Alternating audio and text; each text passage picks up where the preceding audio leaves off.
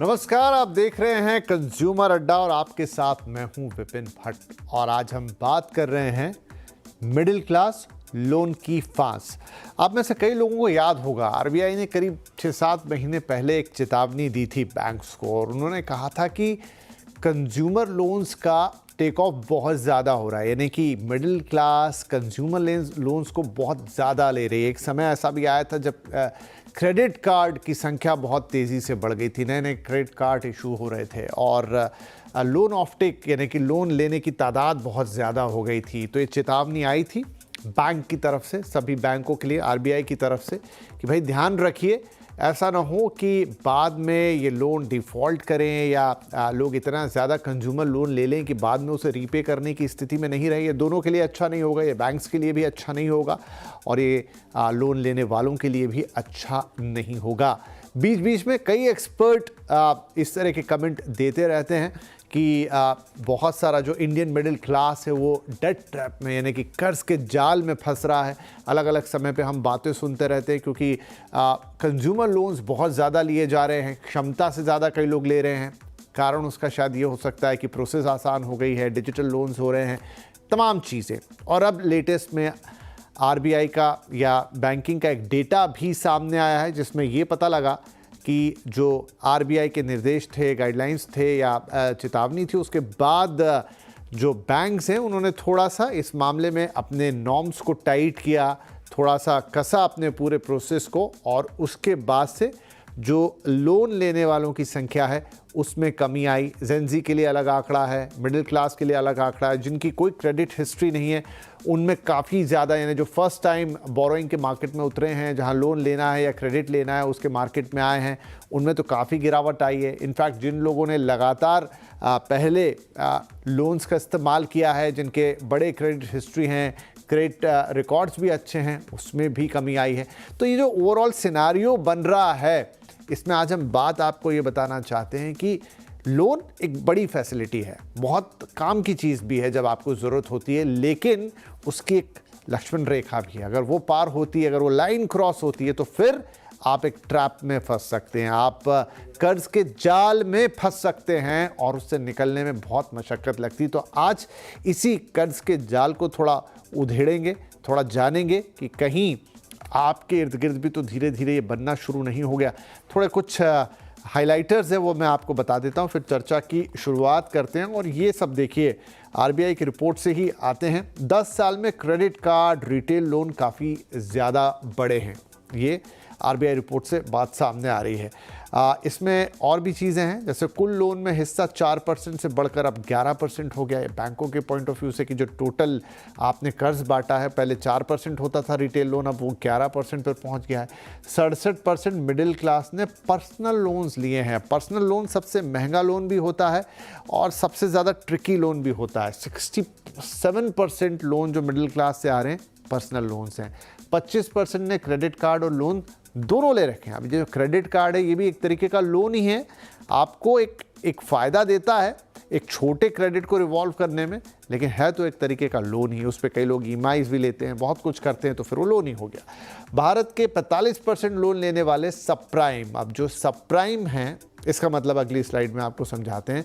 45% लोग हैं जो सब प्राइम्स, कम क्रेडिट क्षमता वालों को लोन जो होता है वो सब प्राइम कहलाता है। मतलब आपने लोन तो ले लिया लेकिन उसे रीपे करने की क्षमता आपकी जो है ना उतनी ज़्यादा अच्छी नहीं है, उतना स्ट्रॉन्ग नहीं है। मतलब थोड़ा भी अगर हलचल हो गया आपके जीवन में तो फिर हो सकता है कि आप वो लोन को रीप्ले ना कर पाएँ। 45% बड़ा आंकड़ा है अगर ऐसे लोग हैं तो।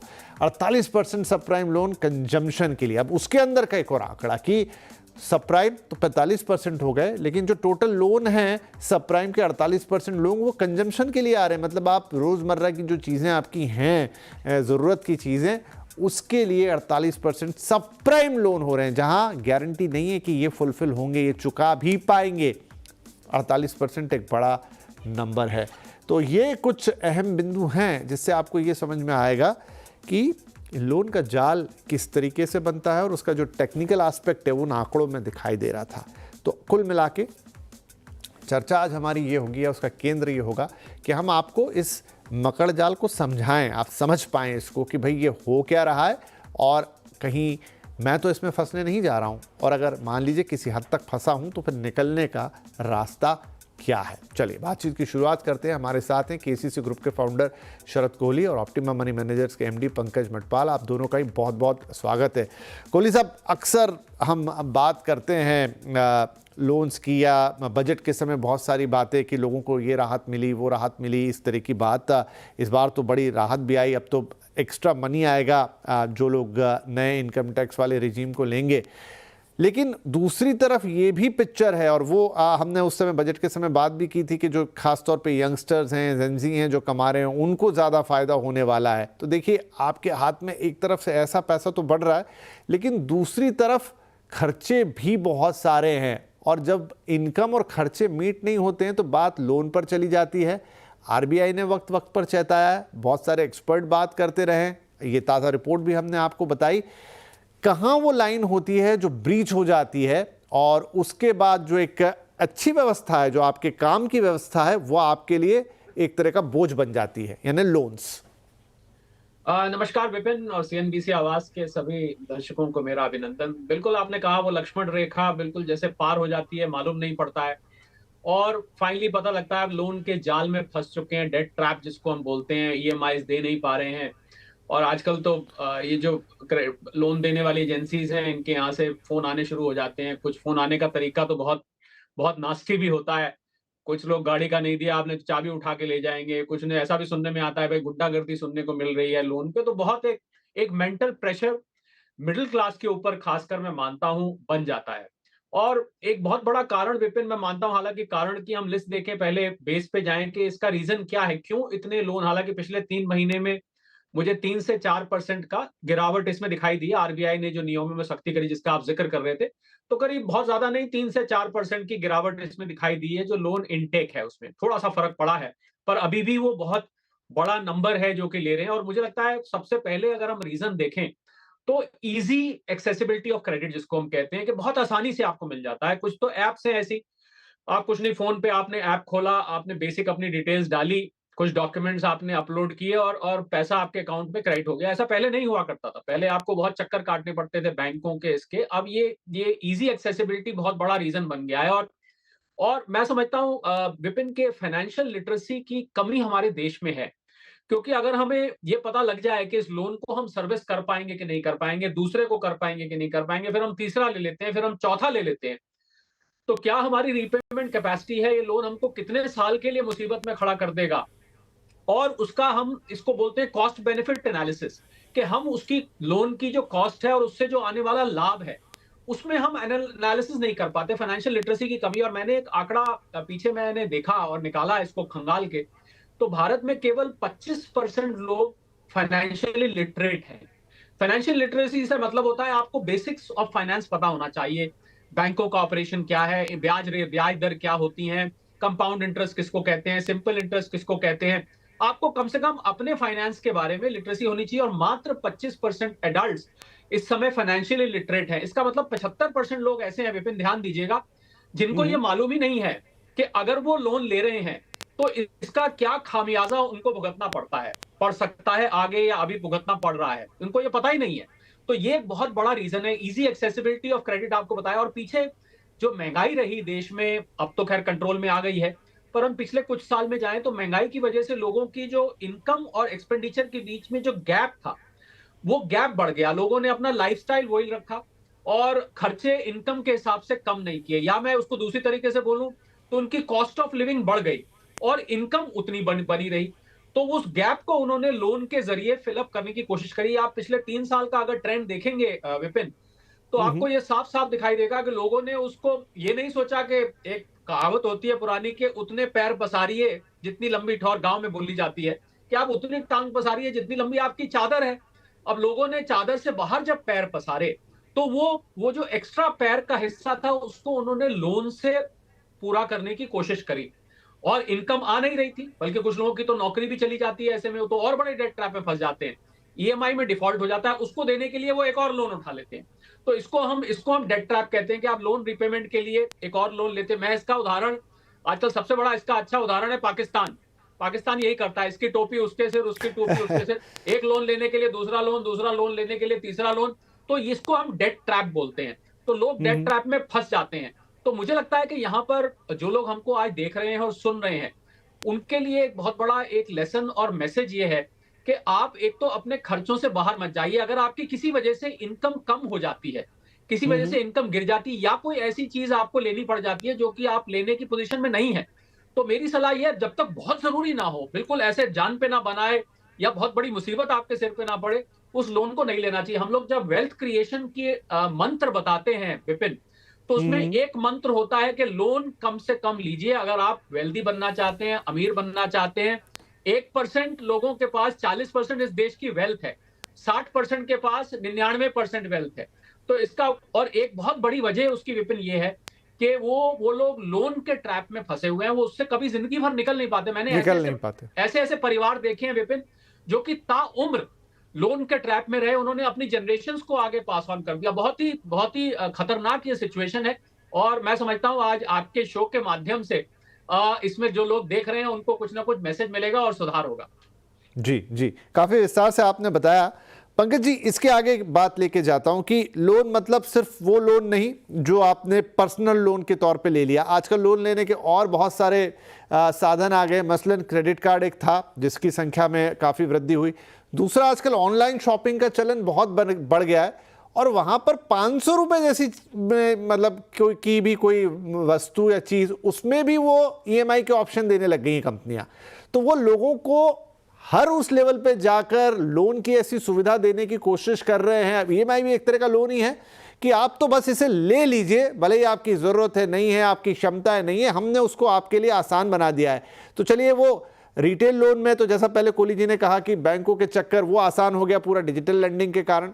उसके बाद भी चलिए, वो भी एक बड़ी बात है कि आप अपना केवाईसी कराएं, ये कराएं, आपका स्कोर कितना ये। लेकिन ये जो ऑनलाइन शॉपिंग, क्रेडिट कार्ड, ये एक दूसरे तरह का पूरा लोन का अपना एक सिस्टम है। क्या ये भी एक रीज़न है कि वो सिस्टम अच्छा है, आपकी सुविधा के लिए बना सारा, लेकिन आपको पता नहीं लगता है कि वो सुविधा कब आपके लिए जी का जंजाल बन गई?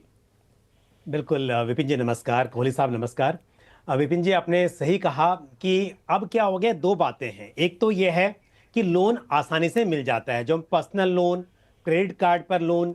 उसके अलावा अब क्योंकि जैसा आप बता रहे थे कि आप कोई भी चीज़ें खरीदते हैं तो बाय नाउ पे लेटर की जो सुविधा है, आप ईएमआई में पेमेंट कर सकते हैं। तो इससे बहुत आसानी से ऐसा लगता है कि भाई मैं भी बाय कर सकता हूं। अगर आपको जेब से देना होता पूरा पैसा तो आप सोचते कि अब मुझे जरूरत इसकी सच में है कि नहीं है। लेकिन अब इतना आसान हो गया है कि आप सोचते हैं ले लेते हैं, फिर देख लेंगे क्या करना है। तो ये एक बहुत बड़ा कारण है।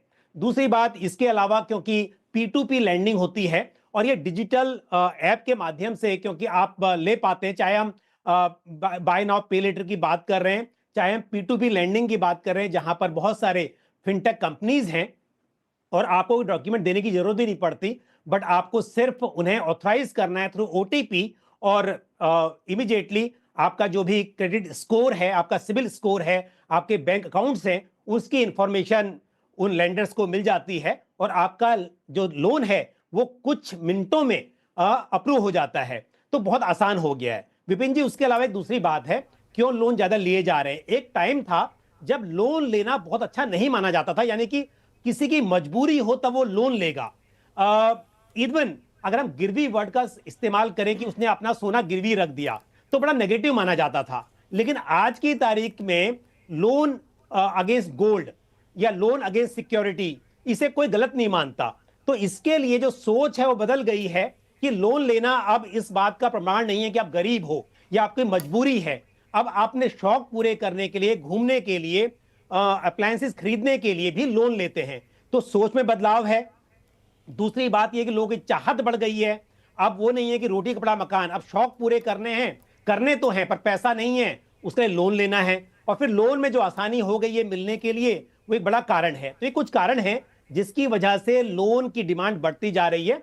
और जैसा कोहली साहब बोल रहे थे कि आने वाला वक्त शायद बहुत मुश्किल हो जाएगा अगर जो ये सब प्राइम केसेस हैं, यानी कि ऐसे केसेस जहां पर लोन चुकाना मुश्किल है, यानी कि ऐसा प्रोफाइल है, लोन तो मिल गया आसानी से, शायद हायर रेट पर इंटरेस्ट पे मिला है पर चुकाना मुश्किल होगा, तो डेट ट्रैप जरूर हो पाएंगे और बैंक्स का भी एनपीए से बढ़ने की संभावना बढ़ जाती है।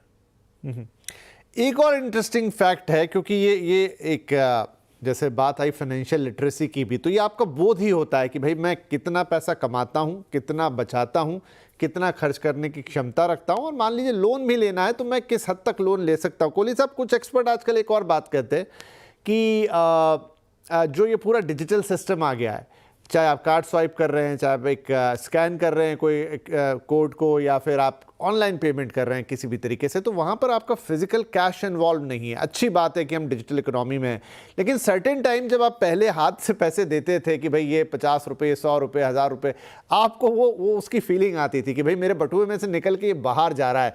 और ये जो पूरा डिजिटल माध्यम है, इसमें आदमी को वो एहसास नहीं हो पाता, या पता नहीं, मतलब उसको वो करना नहीं चाहता, आई डोंट नो, लेकिन कई लोगों का मानना है कि उससे भी उसकी जो स्पेंडिंग है वो एक्स्ट्रा स्पेंडिंग हो जाती है, जिसका रियलाइजेशन उसको होता ही नहीं है कभी कि ये मैंने इतना सारा खर्चा कर दिया। तो अगर मान लो कोई लोन भी है जिसको रीपे करने की क्षमता रखता है, लेकिन दूसरी तरफ तब कर पाएगा जब खर्चा बचाएगा या थोड़ी बचत करेगा, लेकिन वो तो हो नहीं रही क्योंकि वो पैसा जाता जा रहा है। बिल्कुल बिल्कुल, ये ठीक है। दो कैटेगरी में मैं आपकी इस बात में पॉपुलेशन को डिवाइड करूंगा। एक मैं जेन जी को करूंगा, जिसको आजकल जेन जी कहते हैं, जो यंग पॉपुलेशन है। इस पॉपुलेशन ने तो विपिन कभी वो बटुए से कैश वो वाला कैश देखा ही नहीं। जो पुरानी पॉपुलेशन है, जो उसके अलावा कैटेगरी है, उनके साथ ये चीज जरूर है जो आप कह रहे हैं कि उन्होंने जब पैसे जेब से निकलते थे तो दर्द होता था, पेन होता था कि हाय पैसे मेरी जेब से जा रहे हैं, तो वो सोचते थे खर्च करते टाइम। ये ठीक है कि जेनजी ने तो पैसा वो वाला ना आते देखा ना जाते देखा, तो उनके लिए तो एक ही बात है, उनको सिर्फ बैलेंस देखते हैं। इतना मेरा अब 25,000 दिखा रहा है, अब मेरे 23,000 रह गए, अब मेरे 22,000 रह गए। तो आप जो बात कह रहे हैं वो मुझे लगता है ओल्ड स्कूल के लिए बिल्कुल ठीक बैठती है। सोशली पंकज ने बहुत अच्छी बात करी कि सोशली स्ट्रक्चर चेंज हो गया है। पहले लोन लेने को एक सोशल टैबू माना जाता था कि उधार लेते हैं मतलब आप बहुत अच्छा काम नहीं कर रहे हैं, पर अब लोन लेना एक टैबू नहीं है। दूसरा, एक और विपिन इसमें बड़ी इंटरेस्टिंग बात निकल के आई, खासकर जो बड़े लोन है, बड़े लोन पर्सनल लोन में आते हैं रियल एस्टेट सेक्टर में। और मैंने बहुत सारे मुझे ऐसे लोग मिले जिन्होंने ये बोली ये बात कि हमने ये गलती करी लेके। और मैंने कहा भाई गलती आपने क्या करी? उनका कहना था कि गलती करी, हमको यहाँ ये मकान नहीं लेना चाहिए था, हमने लोकेशन गलत ले ली, हमने साइज गलत ले लिया, हमने प्राइस गलत ले ली, वगैरह वगैरह इस टाइप की गलतियां। और लोन ले लिया। अब नॉर्मली जो रियल एस्टेट का लोन होता है वो आपको 10, 15, 20 साल तक जाता है। उनको लगता है 15-20 साल के लिए हम इसमें फंस गए। अगर आप उसको अर्ली रीपे करते हैं तो आपको भारी नुकसान सहना पड़ता है। तो हम सब जानते ही हैं कि आपको जो है शुरू में सारा का सारा ब्याज लिया जाता है, आपकी जो ईएमआई में प्रिंसिपल कंपोनेंट बहुत कम होता है, तो आपका नुकसान होता है। तो वो इसमें फंस जाते हैं। अब मुझे एक और मैं उदाहरण देता हूँ। मुझे एक महिला मिली जो कि सिंगल मदर है, वो कहीं काम करती हैं। उनको गाड़ी लेनी थी। उनको थोड़ा, कुछ लोगों को पीयर प्रेशर होता है कि गाड़ी हमने बढ़िया लेनी है, थोड़ी सी गाड़ी ऐसी होनी चाहिए तो देखने में हमारे लगे, हमारे लाइफस्टाइल से मैच करे। उन्होंने वो गाड़ी ईएमआई पे ले ली। बाद में उनको एहसास हुआ ये तो गाड़ी मेरी 40% मेरी सैलरी का हिस्सा ले जाती है। अब आज 3 साल बाद जब वो मुझे मिली तो 3 साल बीत चुके, तो उन्होंने कहा मैंने गलती करी है गाड़ी लेके, और मैं ईएमआई दे रही हूँ, और मुझे लग रहा है कि मुझे उस टाइम एक सेकंड हैंड गाड़ी ले लेनी चाहिए थी जो कि इससे आधी से भी कम प्राइस पे आ जाती और मुझे ईएमआई भी नहीं देनी पड़ती। तो ये जो मिस्टेक्स होती हैं, मैंने बहुत सारे केसेस में विपिन देखा कि लोन मिस्टेक के कारण हो जाता है और उसमें वो लोग फंस जाते हैं। वो उसको वापस नहीं कर पाने की क्षमता उनमें कम दिखाई देती है, और उनको लगता है कि अब तो हम बुरी तरह से इसमें फंस चुके हैं। तो मुझे लगता है कि फाइनेंशियल लिटरेसी पे मैं जोर देना चाहूंगा विपिन। अगर फाइनेंशियल लिटरेसी किसी तरह लोगों में, ये जो परसेंटेज मैंने आपको बताई 25-27% लोग फाइनेंशियली लिटरेट, अगर ये किसी तरह बढ़ जाए तो बहुत कोई रॉकेट साइंस नहीं है इसको समझना। हम लोग वेल्थ क्रिएशन में एक मनी मैनेजमेंट भी बात करते हैं फाइनेंशियल लिटरेसी के, आपको अपना पैसा संभालना आना चाहिए। ऐसा कहा जाता है पैसा कमाना आसान है पर उसको संभालना मुश्किल। तो मनी मैनेजमेंट भी साथ में आ जाए तो मुझे लगता है वो भी बहुत हद तक मदद करेगी। ठीक है, तो एक छोटा ब्रेक ले लेते हैं, और मनी मैनेजमेंट मतलब थोड़ा डिटेल में बात करने का टॉपिक रहेगा, लेकिन फिर भी एक शुरुआत उसकी कर देते हैं ब्रेक के बाद कि क्या वो छोटी बहुत चीज़ें हो सकती है जिनको आप अगर अभी से मद्देनजर रखना शुरू करें तो आपके साथ ये घटना नहीं घटेगी, और कहीं अगर आप इस पूरी कहानी के बीच में किसी एक बिंदु पर खड़े हैं तो कैसे उससे बाहर आ सकते हैं। छोटा सा ब्रेक के बाद ये बड़े अहम कुछ पॉइंट्स।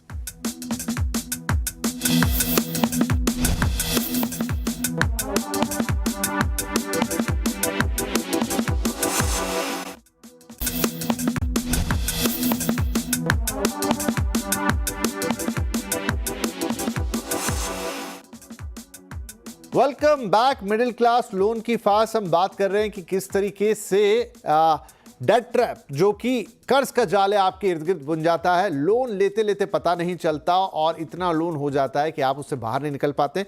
ब्रेक से पहले हमने सारी बातें की कि आज हम बात क्यों कर रहे हैं, कौन सी रिपोर्ट आई है, क्या खबर, तमाम चीजें। लेकिन अब बड़ी इंपॉर्टेंट बात कि अगर ऐसा कुछ हो रहा है तो आप उससे बाहर कैसे आएंगे, या वो घंटी आपके दिमाग में कैसे बजेगी कि भाई ये तो डेट ट्रैप बन गया है।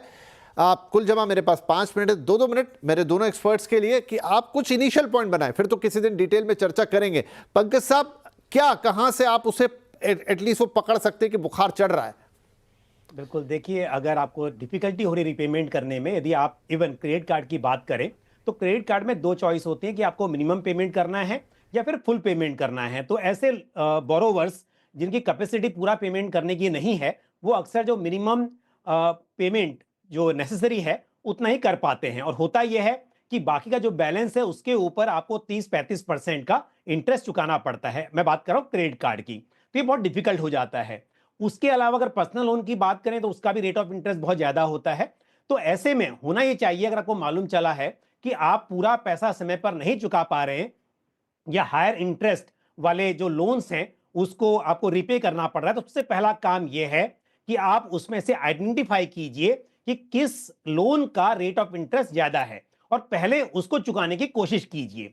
अगर पॉसिबल हो कि आपको रिस्ट्रक्चरिंग करनी हो, कई बार ऐसा होता है कि क्रेडिट कार्ड की आउटस्टैंडिंग है लेकिन आपको पर्सनल लोन मिल सकता है, या लोन अगेंस्ट गोल्ड या लोन अगेंस्ट सिक्योरिटीज जो कि आपके सिक्योर्ड लोन है वो कम रेट पर मिल सकते हैं। तो आप वो ऑप्शन बिल्कुल ट्राई करें, आप लोन ले लें जो कि कम रेट पर मिल जाए, ताकि जो हायर इंटरेस्ट वाले जो लोन हैं उनको आप जल्दी जल्दी पे कर सकें।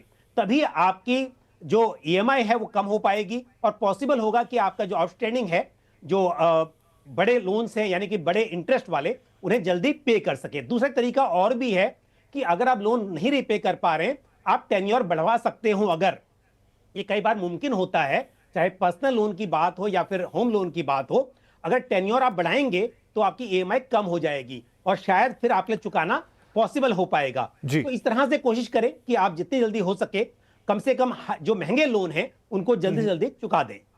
ठीक है, कॉली सर। मैं पंकज की बात को और आगे ले जाना चाहूंगा। मुझे लगता है लोन अगर आपको लेना है, हाउसिंग लोन एक ऐसा होता है, क्योंकि घर हर किसी का सपना होता है, किराए पे रह रहे हैं, आप उस खर्चे को बचाना चाहते हैं, हाउसिंग लोन आप ले लीजिए, वो बहुत महंगा भी नहीं होता है। उसके बाद अगला आता है व्हीकल लोन। हमने ना लोन की एक रेटिंग बना रखी है। आखिर में जो आता है, बहुत लंबी लिस्ट है, आखिर में जो आता है, मुझे लगता है घूमने फिरने के लिए जो लोन लेते हैं, आजकल बहुत लोग ले रहे हैं, वो लोन तो पूरी तरह से अवॉइडेबल है। हालांकि आपकी घूमना फिरना भी एक जरूरत है, कुछ लोग ये कह सकते हैं, पर मुझे लगता है वो लोन, क्योंकि आप घूम के आए 1 हफ्ते के लिए, लोन आप वापस कर रहे हैं 3 साल के लिए, आपको अपना ट्रिप याद भी नहीं होगा और अपने फाइनेंसेस को आप बिगाड़ देंगे। इसी प्रकार जो आप हेल्थ के लिए लोन लेते हैं, आजकल सरकार की और इंश्योरेंस की इतनी स्कीम्स हैं, जो इंश्योरेंस पॉलिसीज हैं, उसका आप सहायता लें बजाय लोन लेने के, वो एक बेहतर विकल्प रहता है। और ये जो इम्पल्सिव बाइंग है, मुझे लगता है विपिन, क्रेडिट कार्ड का जब मैसेज आता है तो सीधा आपको वो इंकरेज करता है मिनिमम बैलेंस पे कर दीजिए, आपके लुभाते हैं आपको देके कि आप उसको कर दीजिए। तो मुझे लगता है इम्पल्सिव बाइंग से बचना चाहिए, क्योंकि उसको अगर आपके पास पैसे नहीं है देने के लिए, तो थोड़ा अपने ऊपर अंकुश अगर लगाया जाए कि मेरी कैपेसिटी है रीपे करने की, कि मेरी कैपेसिटी नहीं है रीपे करने की, मेरी इनकम कितनी है, मेरे घर के बाकी के खर्च कितने हैं। आइडियली एक थ्योरी कहती है, आखिरी बात बोलूंगा विपिन, कि आपकी इनकम में से 30% से ज्यादा लोन रीपेमेंट नहीं होनी चाहिए। मतलब अगर आप 1 लाख कमाते हैं तो ध्यान रखिए कि 30,000 रुपए से ज्यादा की आप ईएमआई नहीं दें। ऐसा देखा गया है कि बाकी का खर्च आपको जरूरतों के लिए, सेविंग्स के लिए चाहिए होता है। लोन लेने का ये मतलब कतई नहीं है कि आप अपनी सेविंग्स बंद कर दें। अमूमन लोग जो लोन लेते हैं वो सेविंग्स करनी बंद कर देते हैं, उससे उनकी मुसीबत और बड़ी खड़ी हो जाती है, क्योंकि अगर कुछ वापस करने की कैपेसिटी रही भी, चांस रहा भी, तो वो भी खत्म हो जाता है। तो इन चीजों का अगर ध्यान रखेंगे तो आप इस डेट ट्रैप से बच सकते हैं, आप अपना भविष्य सिक्योर कर सकते हैं, और सबसे बड़ी बात, वेल्थ क्रिएशन की तरफ आप बढ़ सकते हैं, वरना लोन आपको वेल्थ क्रिएशन से दूर ले जाता है। ये बात मैं जोर देके कहना चाहूंगा। चलिए, नहीं, बहुत ही अच्छी बात है आपने बताई कि कम से कम अगर मान लीजिए अब कुछ हो गया है इस तरह का पास में, और अगर आप इन बिटवीन दैट चीज़ हैं, तो कैसे आपको उससे बाहर निकलना है और फिर किन बातों का आपको ध्यान रखना है। 70-30 वाला कि भाई 100 रुपये कमा रहे हैं तो 30 रुपये से ज़्यादा की EMIs आपकी नहीं होनी चाहिए। फाइनेंशियल लिटरेसी की बात आई यहाँ पर, डेफिनेटली किसी दिन उस पर ही एक फोकस शो करने की कोशिश होगी कि कैसे भाई आप इन सारी चीज़ों को जब आप अच्छी तरह से समझने लग जाएंगे ना, तो शायद उस जाल से ऐसे ही बच जाएंगे। तो किसी दिन ज़रूर वो बात करेंगे, लेकिन फिलहाल आज आप दोनों ही महानुभावों का बहुत बहुत धन्यवाद, आपने वक्त निकाला और हमारे दर्शकों को ये इंपॉर्टेंट बातें बताएं। नमस्कार।